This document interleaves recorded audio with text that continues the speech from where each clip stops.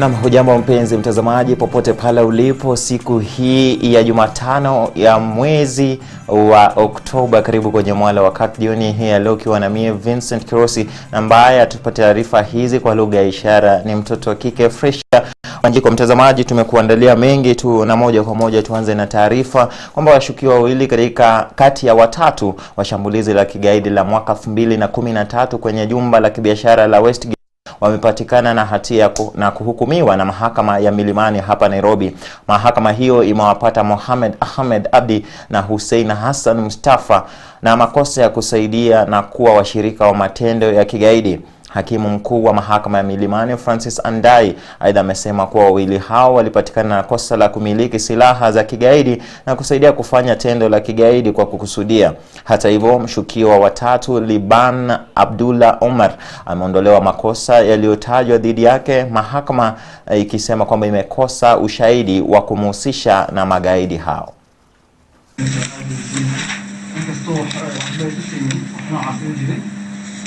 Having found that the accused persons conspired in the commission of the terrorist attack, I find that their communication with the attackers was giving support in their endeavors.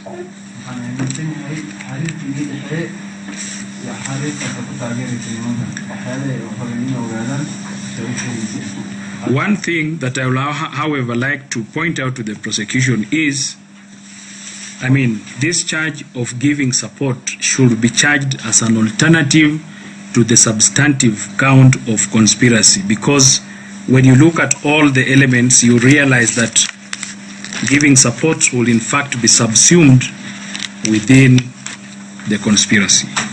In respect to count number 5 and 6 against the first accused person being in possession of an article, so for the charge of conspiracy and giving support, I'm satisfied that the prosecution has proved these charges against the first and the fourth accused persons. I find them guilty and I convict them accordingly.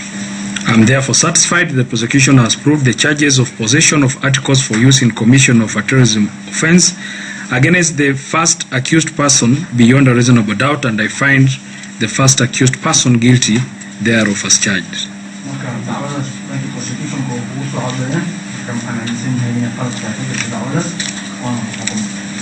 In the final analysis, therefore, I find that the prosecution has not proved its case against the second accused person on all the charges that were facing him, and consequently he is acquitted under section 215 of the Criminal Procedure Code.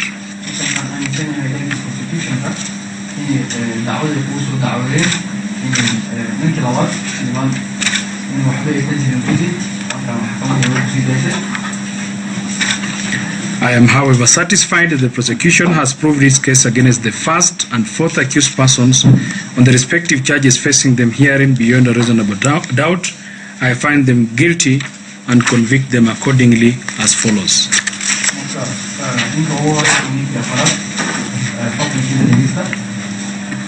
The first and fourth accused persons on count number 2, charge of conspiracy to commit a terrorist act contrary to section 23(4) of the Prevention of Terrorism Act,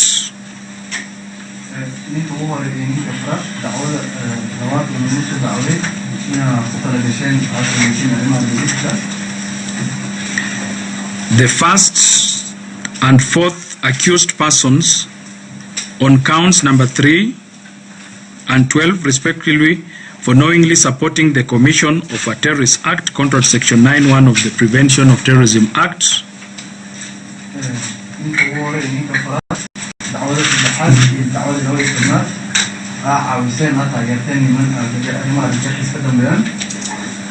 the first accused person on counts 5 and 6 for being in possession of an article connected with a terrorism offense contrary to section 30 of the Prevention of Terrorism Act.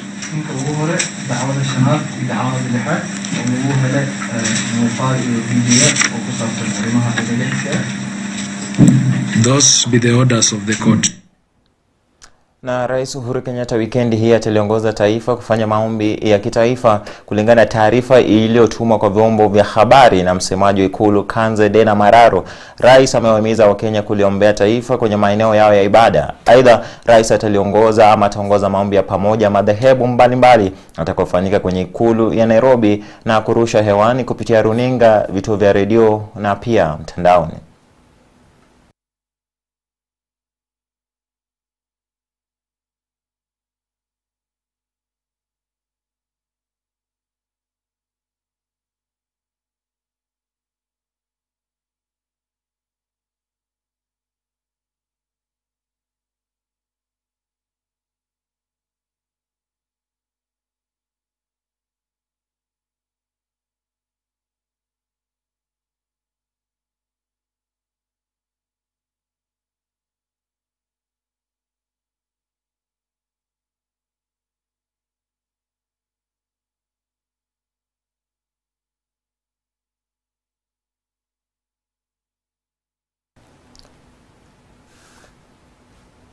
Na mtazamaji, na madaktari wawili wenye asili ya Cuba walioshikwa mateka na kundi la kigaidi la Al-Shabaab kwenye mpaka wa Kenya na kuzuiliwa nchini Somalia kwa muda wa zaidi ya miezi 12 hatimaye wameachiwa huru.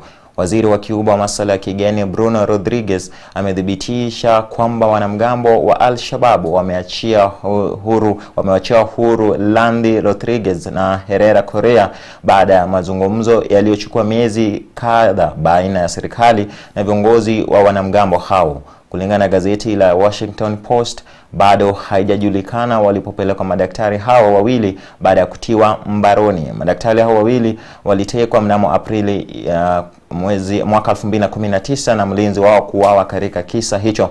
Wawili hao walikuwa miongoni mwa madaktari 100 waliowasili nchini mwezi Juni mwaka 2018.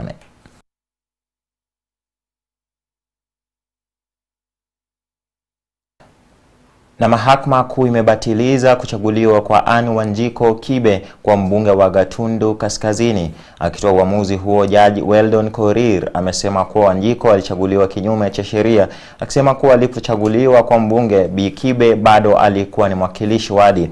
Aidha, Jaji Korir amemwagiza naibu msajili wa mahakama kumjulisha spika wa bunge la kitaifa kuhusu uamuzi huo ili tume ya IEBC iweze kuandaa uchaguzi mpya. Mnamo tarehe 25 mwezi Juni mwaka huu, mahakama ya rufani iliagiza rufaa ya kupinga kuchaguliwa kwa Anne Wanjiko isikilizwe upya.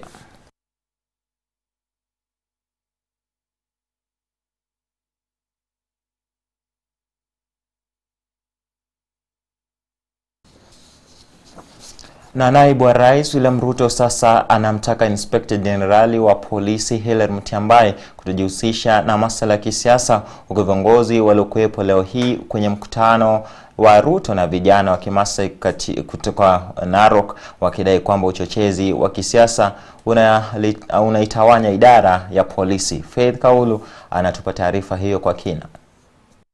Siku mbili tu baada ya vurugu kutokea eneo la Kenol katika kaunti ya Murang'a, ambapo naibu wa rais William Ruto alikwenda kuhudhuria ibada ya kanisa, na hatimaye leo hii Ruto ametoa kauli yake kuhusiana na rabsha zilizotokea siku ya Jumapili. That it was actually premeditated that there should be violence for whatever. Let us use all other forms of competition. Violence should be out of reach of any political competition, and it must not be in the metrics and must not be in the equation of the politics of our nation. Akizungumza mapema leo hii na vijana wa jamii ya Kimasai kutoka Narok, naibu wa rais amemrai Inspector General wa polisi Hilary Mutyambai kuweka kipaumbele usalama wa wananchi wa Kenya, huku akisisitiza kwamba maafisa wa polisi wanastahili kuhakikisha kuwa usalama umeimarishwa. Their mandate is the security of citizens, their property, their lives, and the security of our nation. Kwa kauli moja, viongozi walioambatana naye William Ruto kwenye mkutano huo walikashifu vikali madai ya maafisa wa polisi kutumwa na wanasiasa kusababisha fujo na vurugu. Mbunge wa Lang'ata Nixon Korir pamoja na mbunge mteule David Ole Sankok wamewalaumu waziri wa usalama na masuala ya ndani Bwana Fred Matiang'i pamoja na Hilary Mutyambai, inspekta jenerali wa polisi, kwa rabsha hizo za siku ya Jumapili iliyosababisha vifo vya watu wawili.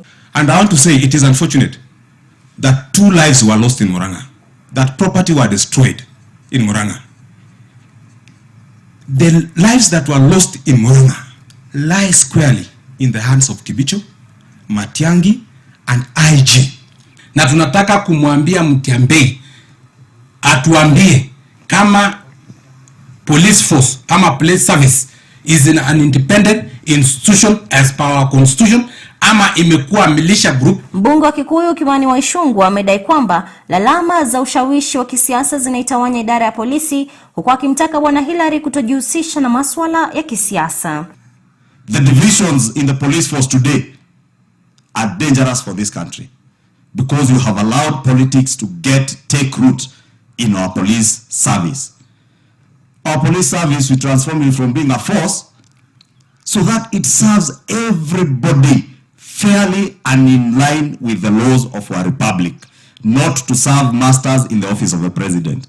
Baada ya yote, naibu rais William Ruto alifunga mkutano huo kwa kuwaonya wanasiasa wote wanaotumia maafisa wa polisi kuzua rabsha na kutaja kwamba kama lila na fila, siasa na vyombo vya usalama havitangamani. Political players must run their political errands. They should never recruit the police to run their political errands. The police have a job to do securing the nation. Nikiripotia Mwale wa Kirk, jina langu ni Faith Kaulu. Mtazamaji, kwa hiyo taarifa ya Faith Kaulu inatupatia muda wasie kwenda mapumziko mafupi tu, lakini usiende mbali kwani tuna mengi ambayo tumekuandalia katika awamu ya pili. Tunarejea, usicheze mbali.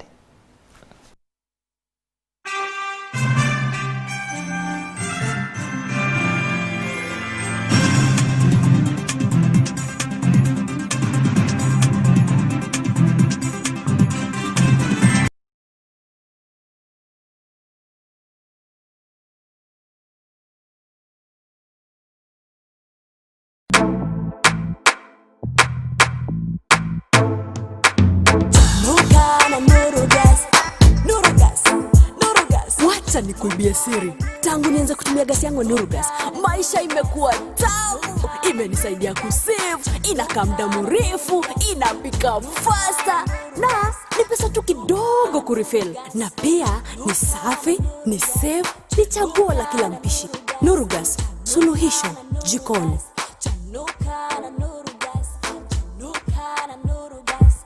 Nurugas.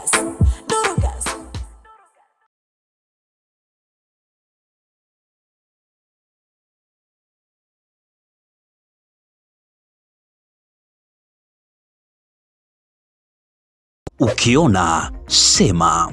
Ukisikia, sema. Ukishuku, sema. Ripoti tatizo lolote la usalama kupitia SMS 988. Namba yako haitaonekana. Ujumbe huu hautakugharimu chochote. Weka akaunti yako na mtaa ambapo uhalifu unatendeka. Mulika uhalifu. Ujumbe huu umeletwa kwako na Wizara ya Mambo ya Ndani na Uratibu wa Serikali ya Kitaifa.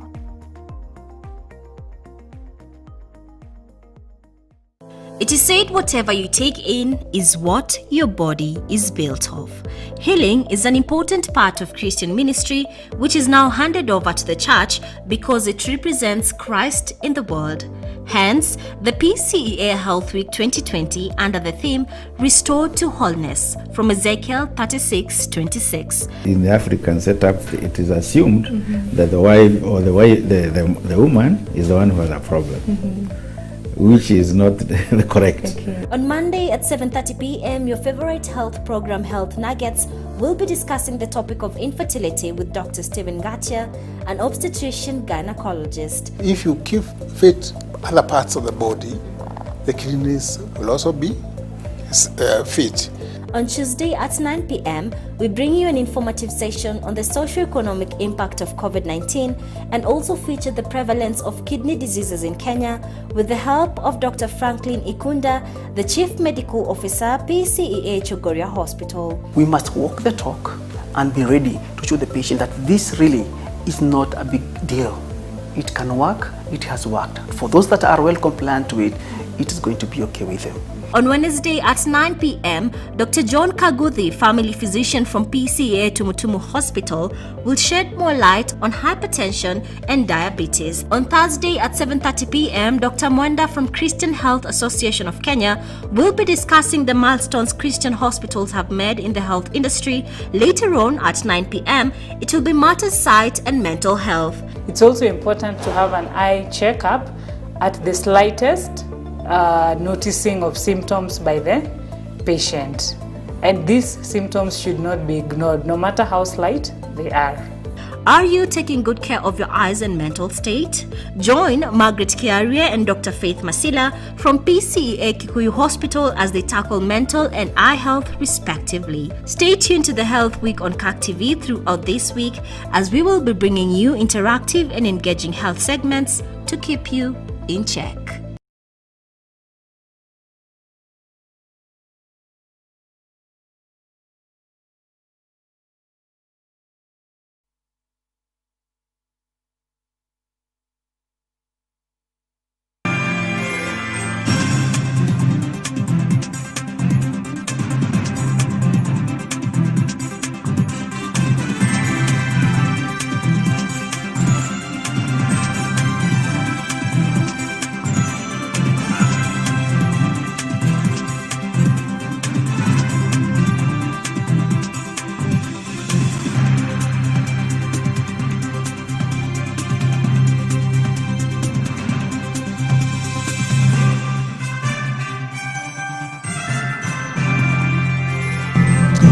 Na karibu mtazamaji katika awamu ya pili hii ya Mwale wa Kirk, tuzidi kukupasha na kukufahamisha yale ambao tumekuandalia leo katika jazi kubwa hili. Na bunge la kaunti ya Migori limemteua Matthew Chacha kuwa mwakilishi wadi wa Bukira Mashariki kama naibu spika. Uchaguzi huu umefanyika wakati wa mvutano baada ya aliyekuwa naibu spika wa bunge hilo George Omamba kuzuiwa kutohudhuria vikao vya bunge na mahakama ya leba baada ya kubanduliwa hapo awali. Matthew Chacha alishinda uchaguzi huo uliongozwa na spika wa bunge la Migori Boaz Okoth kwa kuwahi kura 41 dhidi ya mwenzake Leo Ogwada ambaye hakupata kura yoyote, huku wawakilishi wadi 11 wakidai kujihusisha kwenye uchaguzi huo.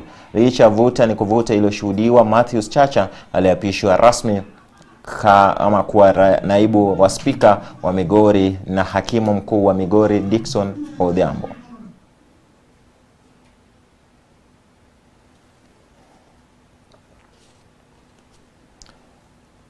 Na kamati ya bunge la kitaifa ya masuala ya kuunda sheria maalum imekiri kwamba haibabaishi kamwe na azma ya magavana ya kubadilisha sheria ya kudhibiti sekta ya majani chai nchini. Naibu mwenyekiti wa kamati hiyo ambaye pia ni mbunge wa Mbeere Kaskazini Charles Njagagwa amesema kwamba kamati hiyo itawasilisha ripoti maalum bungeni kuhusiana na swala hilo. Njagagwa vile amekiri kwamba magavana hawakufuata utaratibu mwafaka wa sheria katika juhudi zao za kuunda sheria mpya ya kudhibiti majani chai.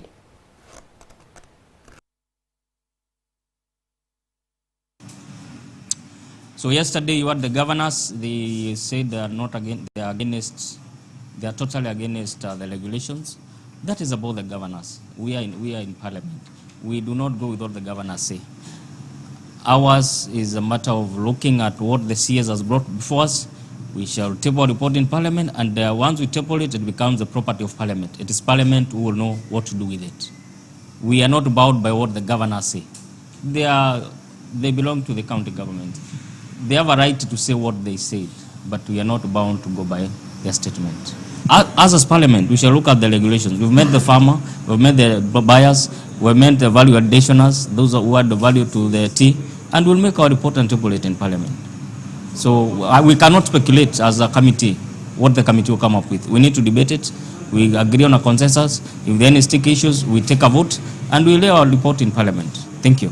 with these two regulations, the one would be most affected would be the Kenyan farmer, not the Ugandan, not the Rwandan, because these regulations do not cover the non-Kenyan members. Because the others will bring. In fact, if you say all teas to the auction, that does not mean that Rwanda, Uganda must all bring their teas to the auction. They will choose what to bring and the rest will go direct sales. So if we lock and say direct sales should not be there, it means we've only locked Kenyan teas to have an opportunity of an option.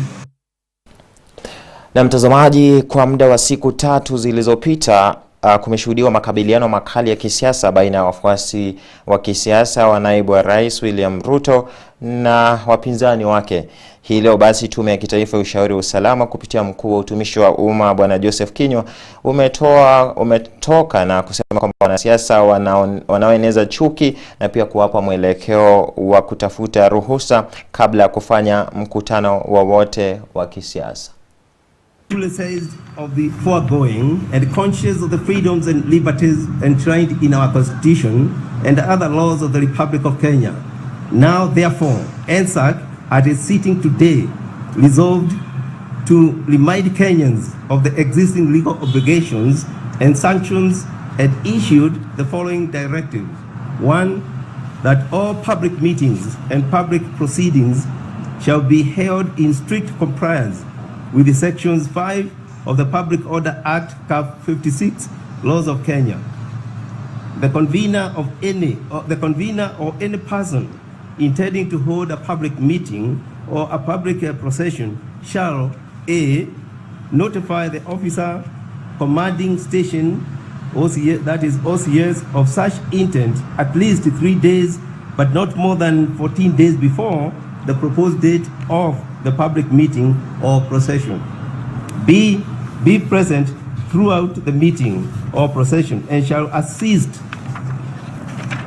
the police in the maintenance of peace and order at the meeting or procession. Obey all orders given to him or her by the OCS or any police officer of or above the rank of inspector. At all times, bind themselves to be peaceful and non-violent and shall keep to the designated places of public meetings or public processions. 2. That any person who so elects to attend or participate in a public meeting or a procession shall, pursuant to the law and in particular Section 5 of the Public Order Act, A. exercise a high degree of civic duty and responsibility and not to be in possession of any weapon. Na wakati huo tume ya usalama wa kitaifa imeonya kwamba vyombo vya habari vitakavyopatikana vikipeperusha jumbe za chuki kwamba vitawajibikia makosa yaliyoko kwenye taarifa zao kwa kile kinachoonekana kama kuinuliwa kwa bendera nyekundu kwa watumizi wa mitandao ya kijamii. Tume hiyo pia imesema kwamba usalama wa kitaifa imeonya wote wanaotumia mitandao ya kijamii kwamba watachukulia hatua kali za kisheria kama watapeperusha taarifa za chuki. In that regard, every social media user shall ensure that A. all their content is written in a language that avoids a tone and ones that constitute hate speech, ethnic contempt, and incitement to violence, harassment, abuse, defamation, or intimidation. B. Before forwarding and or sharing any messages, authenticate and validate the source and truthfulness of their content so as to limit information that might spread rumors, mislead, or is not supported by any facts. C. Administrators of social media platforms are duly bound to moderate and control undesirable content and discussions that have been brought to their attention on their platforms. In this regard, NSAC hereby directs the relevant security organs to enforce these directives without fear or favor to the offenders regardless of their economic standing, ethnicity, region, political association, or status. Na mtazamaji, papo kwa papo kamba hukata jiwe, ndio funga kazi ya Mwale wa Kirk siku hii ya Jumatano. Umekuwa nami Vincent Kirosi, na bila shaka siwezi msahau siku zote mwanadada Fresh Wanjiko ambaye anatupambia taarifa kwa lugha ya ishara. Kutoka kwangu nikatakia usiku mwanana. Wakati mwingine, mara nyingine tutapatana ndani ya Mwale wa Kirk, lakini zidi kutazama runinga Kirk TV kwa vipindi bomba na burudani zaidi. Kwa heri, usiku mwema.